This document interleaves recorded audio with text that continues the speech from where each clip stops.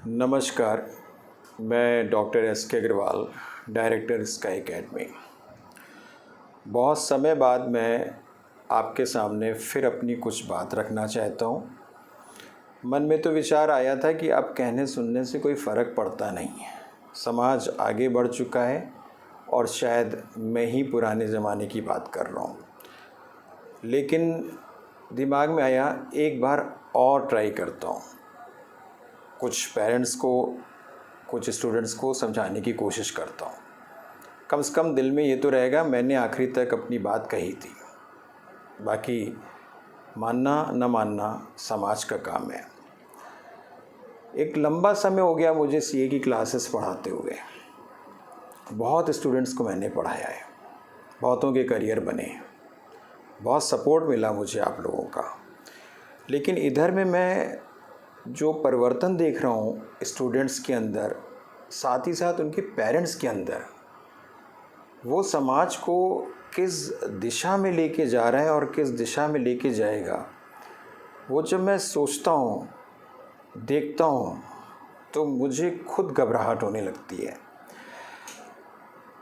पुराना स्टूडेंट मोहल्ले में जब जाता था और बदमाश बच्चों के बीच में रहता था, तो पेरेंट्स उनको कहते थे कि भाई देखिए, आप घर में रहा करिए, वरना बुरी संगत में आप पढ़ेंगे, बिगड़ेंगे। अब बच्चा मोहल्ले में बाहर नहीं जा रहा है, वो अपनी सोहबत में बिगड़ रहा है घर के अंदर। उसके पास 24 घंटे एक मोबाइल है। उस मोबाइल में वो हर वो चीज़ें कर रहा है जो उसकी इच्छा करती हैं। ठीक है, आप मोबाइल यूज़ करिए, गैजेट्स यूज़ करिए, लेकिन आप सिर्फ उसी पे डिपेंडेंट हो जाएं, ये कहाँ तक ठीक है।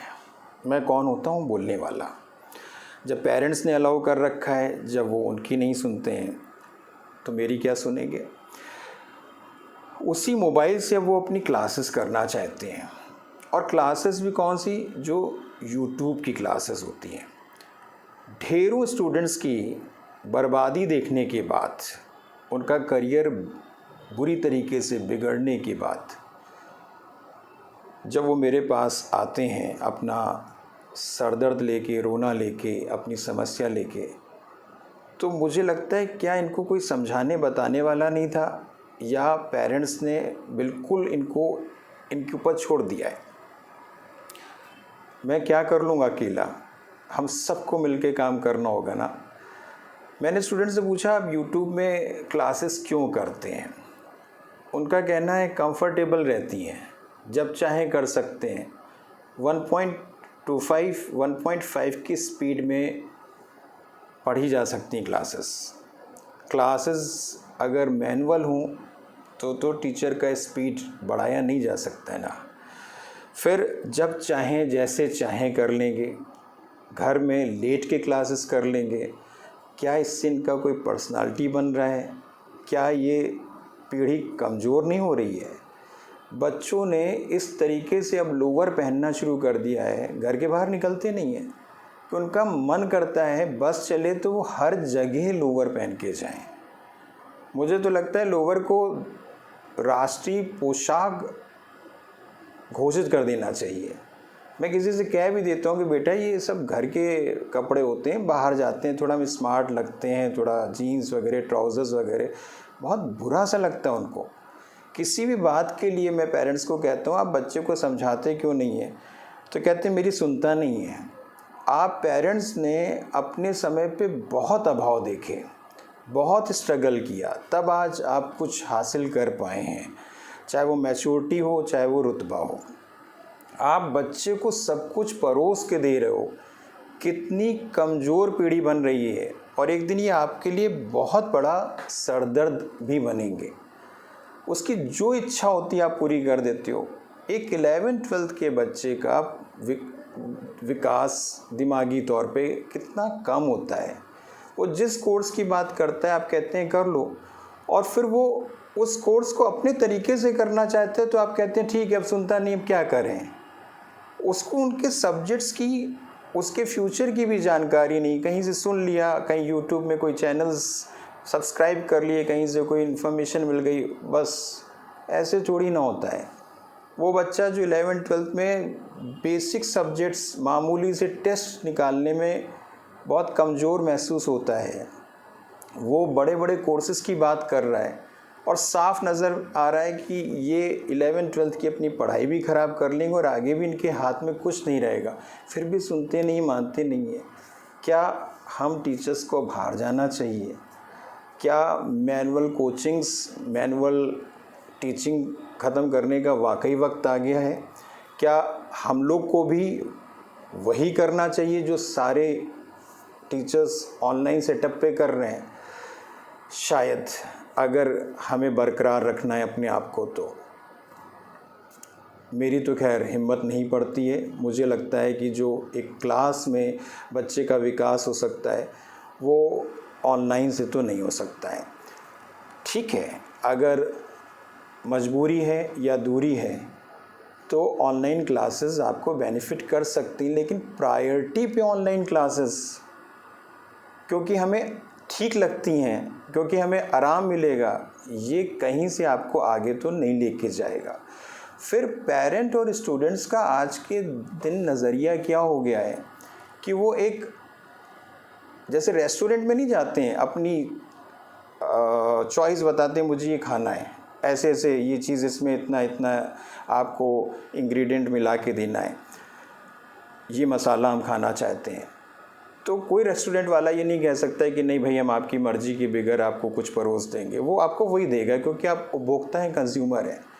मैं अब तक समझता था कि आप स्टूडेंट हैं, हम पेरेंट्स को डील कर रहे हैं, लेकिन अभी जिससे कहो कि नहीं ये आपके लिए ठीक नहीं रहेगा, इसके लिए हितकारी नहीं है, आप थोड़ा जल्दबाजी कर रहे हैं, तो वो उसको सुनते नहीं हैं, मानते नहीं हैं।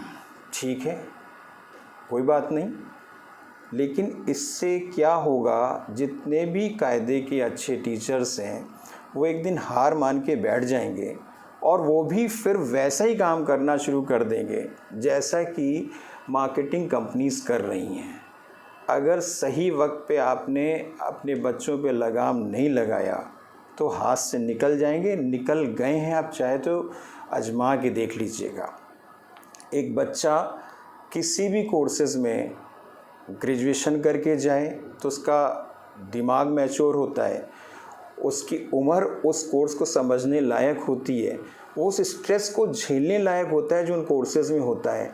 आप उसको उसका बचपन, उसकी कॉलेज लाइफ भी उसको जीने नहीं दे रहे हो। ठीक है, चलो आज कंपटीशन का दौर है, मैं समझता हूँ कहाँ तक हम ग्रेजुएशन का इंतज़ार करेंगे, लेकिन 11th-12th के साथ क्यों, कम से कम 11th-12th ठीक से हो जाने दो। बच्चा बहुत प्रतिभाशाली है तो 11th-12th में कुछ उसको कामयाबी हासिल कर लेने दो, टॉप कर लेने दो, फिर साल 6 महीने का गैप लेकर उसको उस कोर्स की तैयारी कराओ ना जो वो करना चाहता है। ये क्या कि 12th के साथ और 12th के तुरंत बाद, सिंपल सी बात कह रहा हूँ, हमारे सीए एग्ज़ामिनेशन में 3 अटेम्प्ट हो गए हैं अब, मई, सितंबर और जनवरी। जो सीए फाउंडेशन का बच्चा होता है वो होता है जो 12th पास करके आता है, तो करीब 6 से 7 महीने का कोर्स है जिसको पढ़ाने में 6 से 7 महीने में भी हम लोगों को बहुत मशक्क़त करना पड़ता है। और बच्चा जब तक उस कोर्स को समझेगा नहीं, आगे के कोर्सेज़ में उसको बेस नहीं स्ट्रॉन्ग होगा, दिक्कत आएगी, फेल होगा, जो मैं देखता भी हूँ।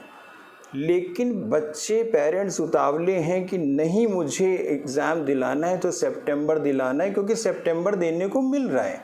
अरे भाई, ये उन बच्चों के लिए एग्ज़ाम होता है जो मई का एग्ज़ाम दे रहे थे और किसी कारणवश फेल हो गए, तो why to wait for January, इतना समय क्यों, तैयारी तो है ही ना, दोबारा 2 सितंबर।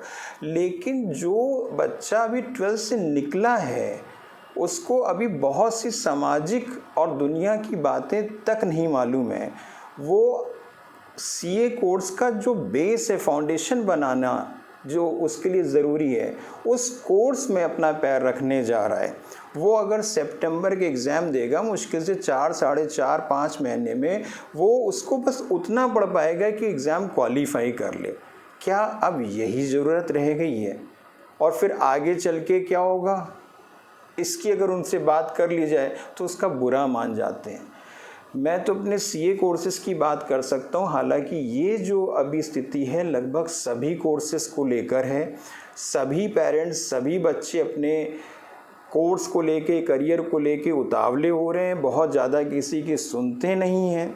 इससे बच्चे का करियर वो गलत रास्ते पे लेके जा रहा है या बर्बाद कर रहा है।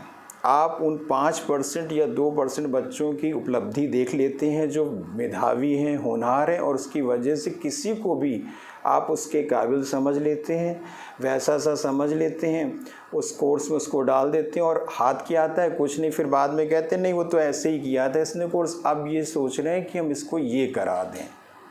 कृपया करके थोड़ा सा इन्वेस्टिगेट करिए, अच्छे टीचर्स से मिलिए, सक्सेसफुल लोगों से मिलिए जो उन कोर्सेज़ को करके आज समाज का हिस्सा बन चुके हैं, उनसे बात करिए। और बच्चे की जो स्ट्रगल है, जो उसकी हार्डशिप है, उसको वो हार्डशिप करने दीजिए। अगर वो उस हार्डशिप को नहीं करेगा, आगे कमज़ोर पड़ेगा। 2-4-5 महीने की वजह से उसके पूरे जीवन को आप गर्त में मत डालिए। मैं बस यही निवेदन कर सकता हूँ। धन्यवाद।